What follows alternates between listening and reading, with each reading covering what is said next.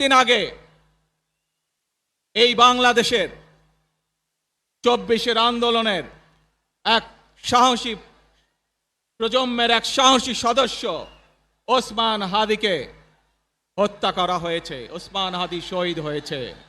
প্রিয় ভাই বোনেরা, ওসমান হাদি চেয়েছিল এই দেশের মানুষের জন্য গণতন্ত্র প্রতিষ্ঠিত হোক, এই দেশের মানুষের গণতান্ত্রিক অধিকার প্রতিষ্ঠিত হোক, এই দেশের মানুষ তাদের গণতান্ত্রিক এবং অর্থনৈতিক অধিকার ফিরে পাক।